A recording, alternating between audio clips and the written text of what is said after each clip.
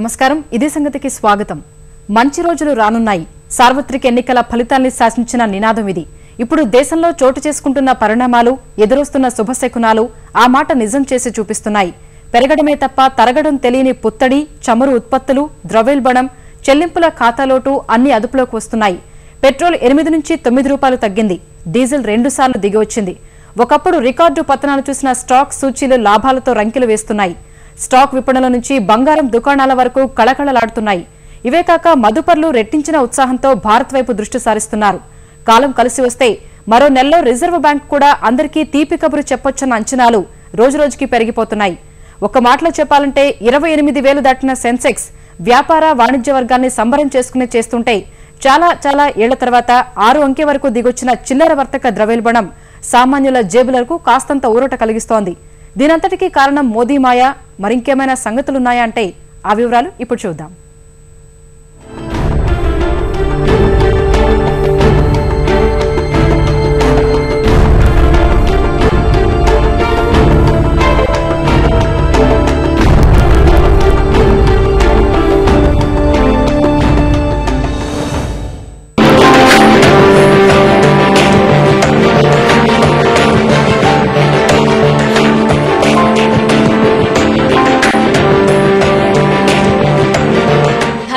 యుద్ధం దేశ ఆర్థిక వ్యవస్థకు పునరుత్తేజం ఇదే నినాదంతో సార్వత్రిక ఎన్నికల బరి గెలిచిన కమలనాథులు నిశ్శబ్దంగా లక్ష్యం దిశగా సాగిపోతున్నారు రాజకీయ వాదాలు వివాదాల నడుమనే గుట్టుగా గట్టిగా పనిచేసుకుని పోతున్నారు మాటలతో కాక చేతలతోనే తమ ప్రభుత్వం ఉద్దేశాలు ఏమిటో యావత్ ప్రపంచానికి సంకేతాలిస్తున్నారు మే నెలలో దేశ సార్వత్రిక సమరాన గెలిచి ఢిల్లీ గద్దెనెక్కిన తర్వాత మోదీ ప్రభుత్వం సాధించిన ఫలితాలే ఇందుకు నిదర్శనంగా నిలుస్తున్నాయి ఆర్థిక వ్యవస్థ మెరుగుపడుతున్న సంకేతాలు ఊహించని రీతిలో దిగివస్తున్న ధరలు అదుపులోకి వస్తున్న ద్రవ్యోల్బణం దేశ స్టాక్ ఎక్స్చేంజీ సూచీల ఉరుకులు మెరుగుపడుతున్న విపణుల పరిస్థితులు అదే విషయాన్ని స్పష్టం చేస్తున్నాయి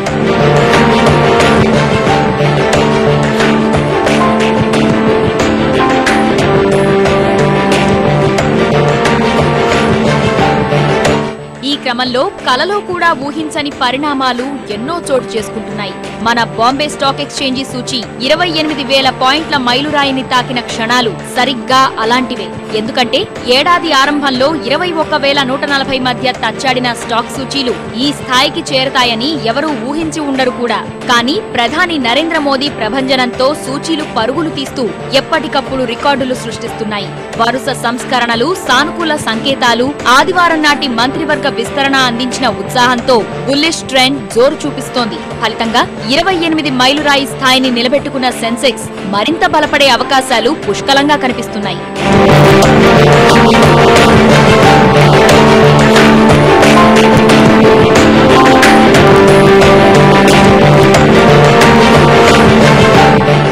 నేషనల్ స్టాక్ ఎక్స్చేంజీ వద్ద ఇదే పరిస్థితి అప్పట్లో 6,301 పాయింట్ల వద్ద తచ్చాడిన నిఫ్టీ సూచీ ఇప్పుడు ఏకంగా 8,383 మైలురాయికి చేరింది 10 నెలల వ్యవధిలోనే మదుపర్లకు లాభాల పంట పండేలా చేస్తోంది వీటన్నింటి ఫలితంగా చిన్న మధ్యస్థాయి సూచీలు గణనీయంగా పెరిగాయి ఇలా దేశీయ అంతర్జాతీయ పరిణామాలన్నీ కలిసి మదుపుదారులకు భారీ లాభాలను తెచ్చిపెడుతున్నాయి ఉందిలే మంచి కాలం ముందునా అంటున్న శుభశకునాలివి దేశ ముఖ చిత్రాన్ని శాసించే ఇంధన రంగంలోనూ ఇదే తరహా సానుకూల సంకేతాలు సందడి చేస్తున్నాయి వరుసగా దిగివస్తోన్న ధరలు ఫలితంగా నియంత్రణలోకి వస్తోన్న టోకు చిల్లర ద్రవ్యోల్బణం ప్రజల్ని ఊపిరి పీల్చుకునేలా చేస్తున్నాయి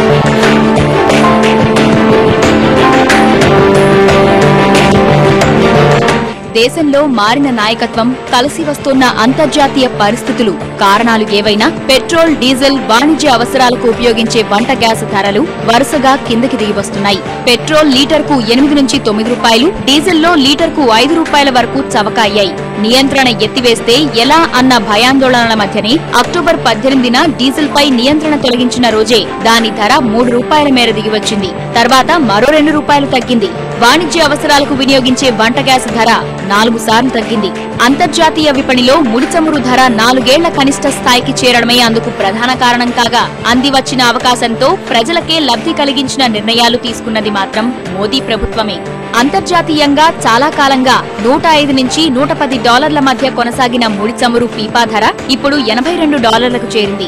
అంటే 6 ఏళ్ల స్థాయిలో ముడి చమురు ధరలు 20% వరకు పతనమయ్యాయి. ఫలితంగా 80% దిగుమతులపైనే ఆధారపడుతున్న భారత్ వంటి దేశాలకు పెద్ద ఊరటే లభించింది. రాయితీల భారము గణనీయంగా తగ్గింది.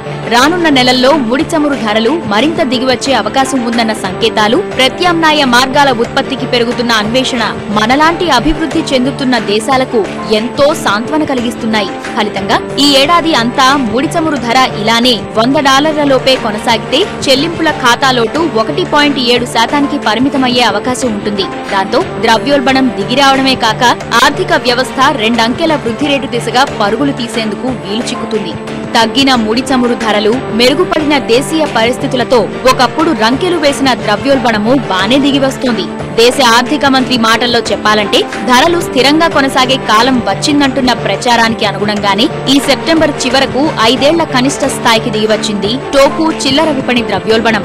2012లో కొత్త పరిమితులు తీసుకుని వచ్చినప్పటి నుంచి అత్యంత కనిష్ట స్థాయికి చేరిన చిల్లర ద్రవ్యోల్బణం 6.46% తగ్గింది. ఇదే సమయంలో టోకు ద్రవ్యోల్బణం కూడా 5 ఏళ్ల కనిష్ట స్థాయికి చేరి 2.38%కే పరిమితమైంది. యూపీఏ హయాంమంతా బెంబేలెత్తిన చెల్లింపుల ఖాతా లోటు కూడా అదుపులోకి వస్తున్నట్లే కనిపిస్తోంది. ఇవన్నీ వెరసి తెలియకుండానే 125 కోట్ల మంది జన భారతానికి మోదీ ప్రభుత్వం సంస్కరణల మంత్రంపై నమ్మకం కలిగేలా చేస్తున్నాయి. సంస్కరణల పేరిట లాభదాయక ప్రభుత్వ రంగ సంస్థల్లో వాటాల విక్రయం, నష్టజాతక కంపెనీలను ప్రైవేటీకరిస్తాం అన్న నిర్ణయాలపై విమర్శలు వస్తున్నా మోదీ సర్కార్ నిశ్చయంగా ముందడుగేసేందుకు కావాల్సిన బలాన్ని ఇస్తున్న పరిణామాలివి.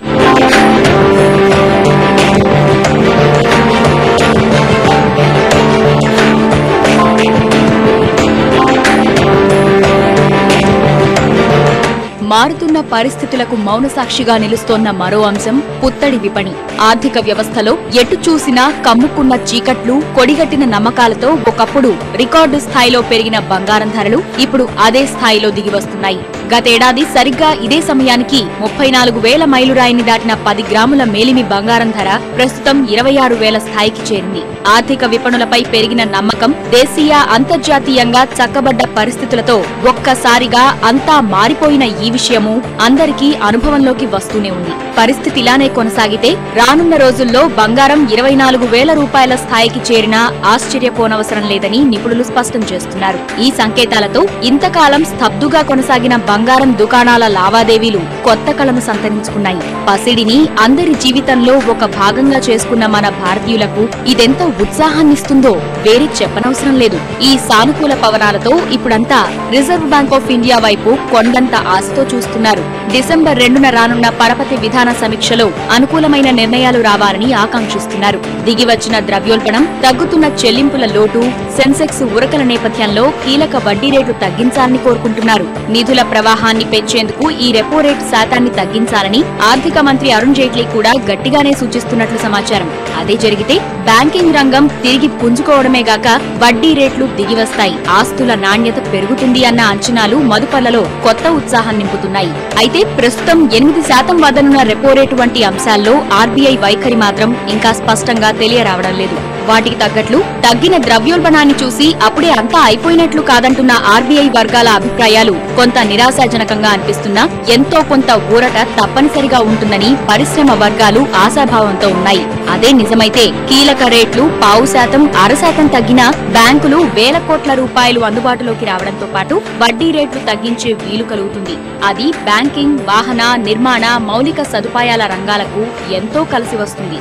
ఈ మంచి శకునాల్ని మరింత ఫలప్రదంగా మార్చుకునేందుకు మోదీ ప్రభుత్వం అనేక చర్యల్ని చేపడుతోంది. చాలా కాలం తర్వాత కోలుకుని 4% పైకి చేరిన పారిశ్రామికోత్పత్తి సూచీని కాపాడుకోవడం, కలలు గంటున్న మేక్ ఇన్ ఇండియా స్వప్నాన్ని సాకారం చేసుకునే దిశగా వడివడిగా అడుగులు వేస్తోంది. అందుకు ప్రధాన అవసరమైన విద్యుత్ కొరతను అధిగమించేందుకు రానున్న 18 నెలల్లో 1,00,000 మెగావాట్ల స్థాపిత విద్యుదుత్పత్తి సామర్థ్యాన్ని సాధించాలనే లక్ష్యంతో పనిచేస్తోంది. విమర్శలకు వెనకడుగు వేయకుండా అనేక కార్మిక సంస్కరణలను పట్టాలెక్కించారు. సుదీర్ఘ కాలంగా పెండింగ్ లో ఉన్న వస్తు సేవల పన్ను జీఎస్టీని అమల్లోకి తెచ్చేందుకు కసరత్తుని మరింత వేగవంతం చేశారు. ప్రతిపాదిత కార్మిక సంస్కరణలకు నకలు వంటి విధానాల్ని విధానాన్ని భాజపా పాలిత మధ్యప్రదేశ్, రాజస్థాన్ రాష్ట్రాలు ఇప్పటికే అమల్లోకి తెచ్చాయి. పనిలో పనిగా కొత్త ద్రవ్య విధానంపై కసరత్తు చేస్తున్న ప్రభుత్వం ద్రవ్యోల్బణాన్ని అదుపులో ఉంచే బాధ్యతను రిజర్వ్ బ్యాంక్ ఆఫ్ ఇండియాకు అప్పగించేలా ఆలోచిస్తున్నట్లు కూడా తెలుస్తోంది. ఇక్కడ రాజకీయ, ప్రభుత్వ పరంగానూ ఇబ్బందిగా ఉన్న అడ్డంకుల్ని ఒక్కొక్కటిగా తొలగించుకుంటూ ముందుకెళ్తోంది మోదీ ప్రభుత్వం. వాటిల్లో ప్రధానంగా చెప్పుకోవాల్సింది ఇటీవల ముగిసిన మహారాష్ట్ర, హర్యానా ఎన్నికలు, ఆదివారం నాటి మంత్రివర్గ విస్తరణ. వీటిల్లో 2 రాష్ట్రాల్లో గెలుపు మోదీ సంస్కరణ మంత్రానికి ప్రజల నుంచి నైతిక మద్దతు లభిస్తోందన్న ధీమాతో ముందుకు సాగేలా చేసింది. అలా రాష్ట్రాల్లో వరుస విజయాలతో మోదీ ప్రభుత్వానికి కలిసి వస్తోన్న మరో సానుకూలాంశం రాజ్యసభలో పట్టు పెంచుకునే వీలు. గెలిచిన రాష్ట్రాల కోటాలో పార్టీ పరంగా, భాగస్వామ్య పక్షాల పరంగా మరింత మందిని రాజ్యసభకు నామినేట్ చేయించడం ద్వారా ఎగువ సభలోనూ ఆధిపత్యం అందివస్తుంది. దీంతో ఇన్నాళ్లు రాజ్యసభలో ఆధిక్యం లేదన్న బెంగ కూడా తీరి ఉభయ సభల్లో బలమైన నిర్మాణాత్మక శక్తిగా వ్యవహరించగలుగుతుంది. ఆ బలంతో సంస్కరణలు, ఆర్థిక పరంగా విధానపరమైన నిర్ణయాలను వేగంగా తీసుకునే అవకాశం కలుగుతుంది. ఆదివారం జరిగిన మంత్రివర్గ విస్తరణతోనూ ఇదే సంస్కరణ నినాదాన్ని వినిపించింది మోదీ ప్రభుత్వం. కొత్త చేరికల్లో టెక్నోక్రాట్లకు పెద్దపీట వేసి మరీ సంస్కరణల యజ్ఞం కొనసాగుతుందని సంకేతాలు పంపారు. ఐఐటి నుంచి రాజకీయవేత్తగా ఎదిగిన మనోహర్ పారికర్ కు రక్షణ శాఖ, సంస్కరణల హితుడు సురేష్ ప్రభుకు రైల్వే శాఖ, హార్వర్డ్ యూనివర్సిటీ ఐఐటిఎన్ అయిన 51 ఏళ్ల జయంత్ సిన్హాకు ఆర్థిక సహాయ మంత్రి పదవిని ఇవ్వడం ద్వారా తమ ఉద్దేశాలను చెప్పకనే చెప్పారు కూడా. వీటికి సంబంధించిన మరో కీలక నియామకాన్ని అక్టోబర్లోనే పూర్తి చేశారు ప్రధాని నరేంద్ర మోదీ. ప్రపంచ స్థాయి ఆర్థికవేత్త అరవింద్ సుబ్రమణియన్ను ప్రభుత్వ ప్రధాన ఆర్థిక సలహాదారుగా నియమించడం ద్వారా ఆర్థిక విధానాలు ఎలా ఉండబోతున్నాయో కూడా స్పష్టం చేశారు. అప్పటి వరకు ఆర్థిక శాఖ కార్యదర్శిగా పనిచేసిన అరవింద్ మయారాంను తప్పించి రాజీవ్ మహర్షిని నియమించడం ద్వారా పాత వాసనలను ఏమాత్రం పడనివ్వమన్న సంకేతాలు పంపారు. మొత్తంగా చూస్తే వీటన్నింటిని బట్టి ఒక్క విషయం మాత్రం స్పష్టంగా అర్థం చేసుకోవచ్చు. 25 ఏళ్లలో కని విని ఎరగని సంక్షోభంలో చిక్కిన ఆర్థిక వ్యవస్థకు చికిత్స చేసేందుకు ఏ సాహసానికి వెనకాడని రీతిలో ముందుకెళ్తోంది మోదీ ప్రభుత్వం. చేదుగా అనిపించిన కొన్ని కఠిన నిర్ణయాలను ఠక్కున తీసేసుకుంటూ ఎప్పటి వ్యవహారాల్ని అప్పుడే చక్కబెట్టేస్తోంది. రానున్న బడ్జెట్ ను సంస్కరణల మంత్రం హితంగా సాగేలా జాగ్రత్తలు తీసుకుంటోంది. నిజానికి ఏదైనా ఆర్థిక వ్యవస్థ పునరుత్తేజ మార్గంలో ఉన్నప్పుడు దానికి ఖచ్చితంగా కావాల్సింది ఇలాంటి సత్వర నిర్ణయాలు, ప్రోత్సాహకర విధానాలే. అందుకు తగ్గట్టే ప్రపంచ బ్యాంకు వంటి సంస్థలు ఈ ఆర్థిక సంవత్సరానికి మన వృద్ధి రేటు అంచనాల్ని 5.4 నుంచి 5.6 దిశగా సవరించుకుంటున్నాయి. 2015-16కు 6.4% అంచనాలు కడుతున్నాయి. ఇవన్నీ వెరసి భవిష్యత్తులో మరెన్ని సానుకూల ఫలితాల్ని అందిస్తాయో చూడాలి. పట్నం బాట పడుతున్న పల్లెలు, పొట్ట చేత పట్టుకుని నగరాలు, పట్టణాలకు పయనమవుతున్న గ్రామీణులు, పల్లెలే దేశానికి పట్టుగొమ్మలని దశాబ్దాల నుంచి ప్రభుత్వాలు ఊతరగొడుతున్నా ఈ దుస్థితి ఎందుకు వచ్చింది? కనీసం మౌలిక సదుపాయాలు లేక పల్లెలు ఎందుకు కునారిల్లుతున్నాయి? కారణం ప్రభుత్వాల మొక్కుబడితనం. గ్రామాల అభివృద్ధి పేరుతో ఏటికేడు పథకాలు పుట్టిస్తున్న ప్రభుత్వాలు అమలును మాత్రం గాలికొదిలేస్తున్నాయి. ఇక వాటిల్లో అవినీతి అయితే సర్వసాధారణంగా మారింది. ఈ లోపాలను సవరిస్తూ నూతన పల్లెల వికాస నమూనాను మోదీ సర్కారు తెరపైకి తెచ్చింది. పల్లెల అభివృద్ధిలో పేరుకే పరిమితమైన ప్రజాప్రతినిధుల భాగస్వామ్యం ప్రాతిపదికగా దత్తత స్వీకార కార్యక్రమానికి రూపకల్పన చేసింది. మోదీ ప్రభుత్వం చూపిన ఈ ఆదర్శానికి పార్లమెంట్ సభ్యులు ఒక్కొక్కరుగా పల్లెలకు చేలో అంటున్నారు. సకల సౌకర్యాలతో ప్రగతి పల్లె భారతాన్ని ఆవిష్కరించే దిశగా అడుగులు వేస్తున్నారు.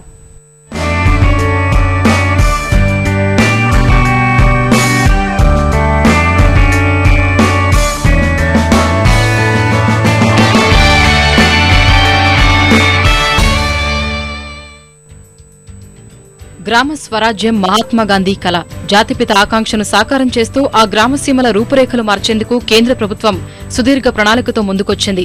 స్వాతంత్ర్య దినోత్సవం నాడు ఎర్రకోట సాక్షిగా గ్రామీణ భారత సాధికారత స్వప్నాన్ని ఆవిష్కరించిన ప్రధాని మోదీ లోక్ నాయక్ జయప్రకాష్ నారాయణ్ జయంతి సంసద్ ఆదర్శ గ్రామ యోజనను పట్టాలెక్కించారు. అభివృద్ధి అనేది కేవలం కాగితాలకే పరిమితం కాకుండా ప్రగతి ఫలాలను ప్రజల చెంతకు చేర్చేలా పథకానికి రూపకల్పన చేశారు.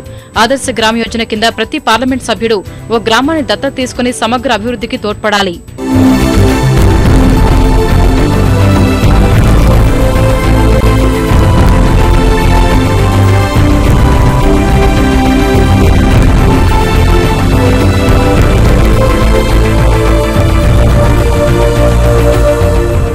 जो शहरी क्षेत्र के एमपी हैं, उनसे भी मेरा आह्वान है, वे भी एक गांव पसंद करें।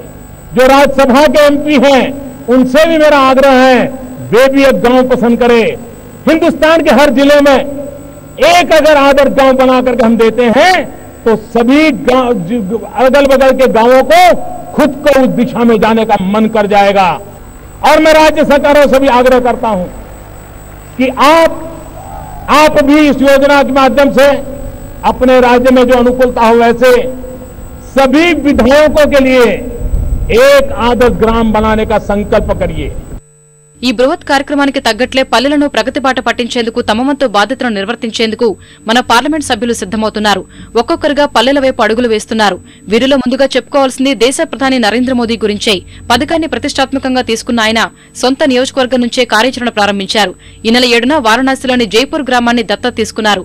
ఆధ్యాత్మిక క్షేత్రం వారణాసికి 30 కిలోమీటర్ల దూరంలో ఉన్న జైపూర్ గ్రామాన్ని 2016 కల్లా ఆదర్శ గ్రామంగా తీర్చిదిద్దుతామని స్పష్టం చేశారు.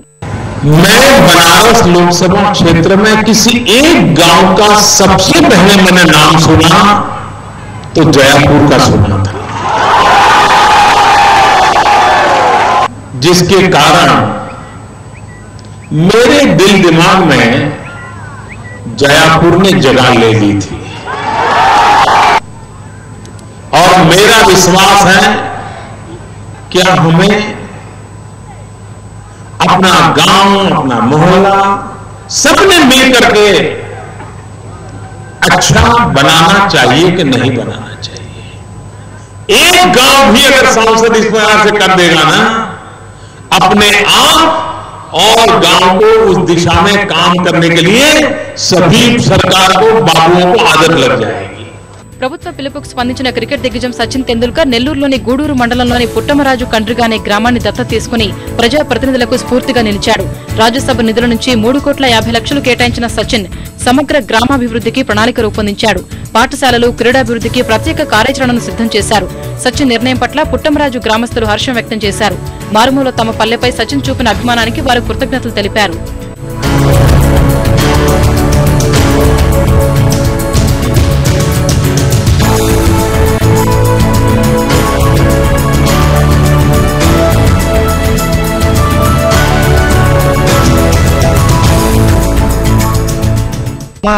నేను సచిన్ టెండూల్కర్ వీరాభిమాన్ని. నేను నా దేవుడని క్రికెట్ ఆడదంటే మా ఊర్లో ముసలి అందరూ తిట్టేవాళ్ళు. ఇప్పుడు వాళ్ళు ఆయన సచిన్ని దేవుడిగా కొలుసుకోవడం నాకు చాలా గర్వకారణం, చాలా ఆనందంగా ఉంది. అదే సచిన్ వచ్చినప్పుడు కూడా ఇదే చెప్పుకోవాలని నేను పట్టుదలతో ఉన్నాను.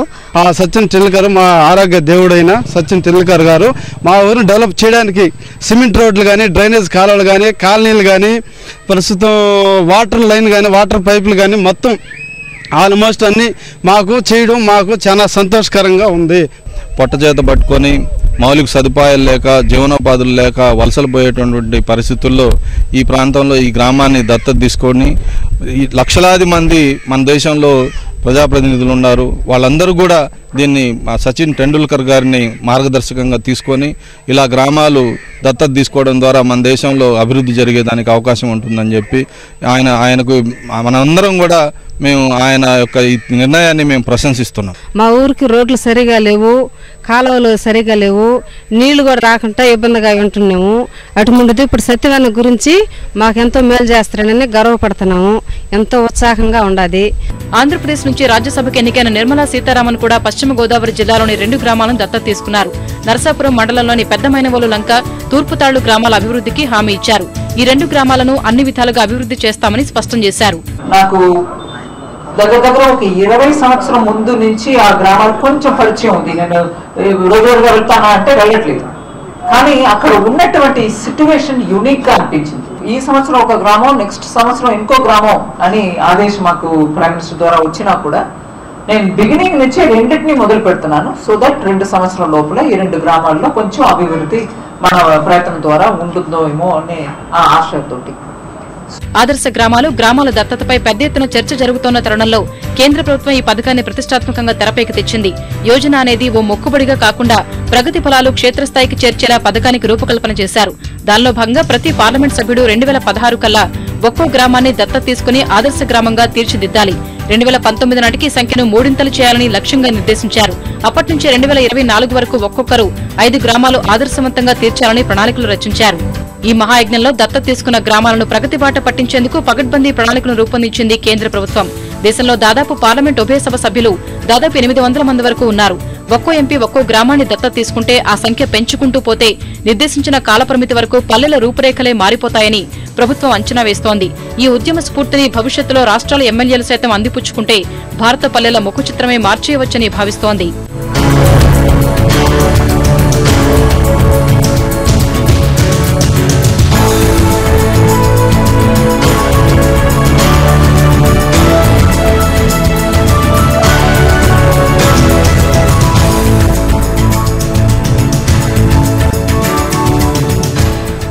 నిజానికి పథకానికి గత ప్రభుత్వాల్లోని వైఫల్యాల నుంచి అంకురార్పణ జరిగింది.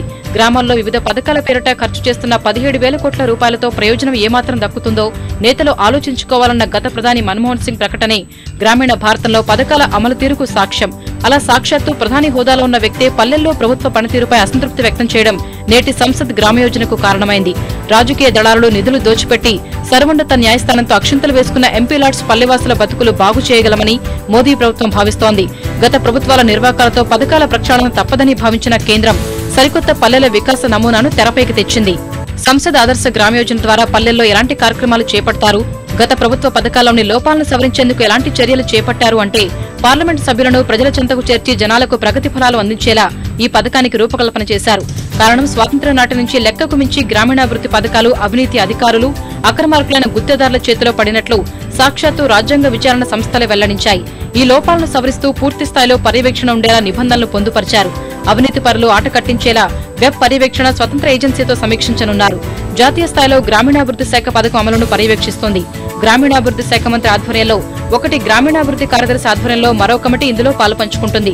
రాష్ట్ర స్థాయిలో ముఖ్య కార్యదర్శులతో కూడిన సాధికార సంఘాలు అమలు బాధ్యతను నిర్వహిస్తాయి. జిల్లా స్థాయిలో కలెక్టర్లు నోడల్ అధికారులుగా వ్యవహరిస్తారు. పార్లమెంట్ సభ్యుల భాగస్వామ్యంతో పల్లెలను అభివృద్ధి చేసేలా ప్రణాళికను రూపొందించారు. మైదాన ప్రాంతంలో 3,000 నుంచి 5,000 జనాభా ఉన్న పల్లెలు, కొండలు, గుట్టలతో నిండి ఉన్న ప్రాంతాలైతే 1,000 నుంచి 3,000 వరకు జనాభా ఉన్న పల్లెలను ప్రాథమిక యూనిట్గా గుర్తించారు. ఆదర్శ గ్రామాన్ని ఎన్నుకోవడంలో పార్లమెంట్ సభ్యులకు పూర్తి స్వేచ్ఛనిచ్చారు. ఇందుకు సంబంధించి ఆయన సొంత నియోజకవర్గంలోని పల్లెను లేదా అత్తారింటికి చెందిన గ్రామాలను ఎంపీ ఎంచుకోవచ్చు. రాజ్యసభ సభ్యులైతే తాను ఎన్నికైన రాష్ట్రంలోని ఒక గ్రామాన్ని ఎన్నుకోవాల్సి ఉంటుంది. నామినేటెడ్ ఎంపీలైతే దేశంలోని ఏ ప్రాంతాన్నైనా దత్తత తీసుకోవచ్చు. మరిన్ని విభిన్న అంశాలతో మరో ఇది సంగతిలో కలుసుకుందాం. నమస్కారం.